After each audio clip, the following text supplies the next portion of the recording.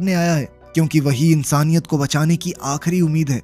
अब चाहे किसी को भगवान पर विश्वास हो या ना हो, मगर उन्हें चार्ली के बच्चे को बचाने के लिए मिलकर इन मॉन्स्टर्स का सामना करना होगा। इस वक्त चार्ली का 8वां महीना चल रहा था, पर माइकल ने कहा कि बच्चा कल क्रिसमस के दिन ही पैदा होगा। फिर कुछ देर बाद जीप ने अकेले में जाकर माइकल से उसके बारे में और पूछा। माइकल ने बताया कि वो भगवान की फौज में जनरल हुआ करता था, मगर जब भगवान ने इंसानियत का खात्मा करने का हुक्म दिया तो वो फौज छोड़कर यहाँ आ गया। उसने कहा कि भगवान का इंसानियत से विश्वास उठ गया है, मगर उसका विश्वास आज भी पक्का है। इस दुनिया में चारों तरफ नफरत और अंधकार भर चुका है, लेकिन माइकल को पूरा यकीन था कि लोगों के अंदर अब भी इंसानियत मौजूद है और वो उन्हें बचाने के लिए जी जान लगा देगा। फिर सुबह होते ही बॉब और माइकल छत पर पहरा देने पहुंचे और तब माइकल को याद आने लगा कि इस सब की शुरुआत कैसे हुई थी।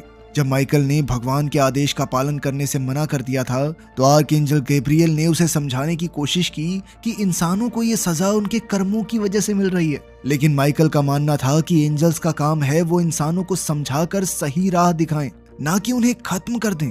तभी उसने देखा कि हजारों एंजल्स स्वर्ग से धरती की ओर निकल पड़े थे और तब गैब्रियल ने उसे कहा कि चाहे उसे अच्छा लगे या नहीं, मगर अब युद्ध का आगाज हो चुका है। उधर रेस्टोरेंट में सैंड्रा को लगा जैसे उसे कोई आवाज दे रहा है और फिर तुरंत ही उसकी आंख खुल गई। अब वो पीछे के दरवाजे से देखने गई तो उसे एहसास हुआ कि आवाज हॉवर्ड की थी। सैंड्रा ने खिड़की से देखा कि हॉवर्ड को एक क्रॉस पर उल्टा लटकाया गया था और उसका शरीर छालों से बुरी तरह भरा हुआ था।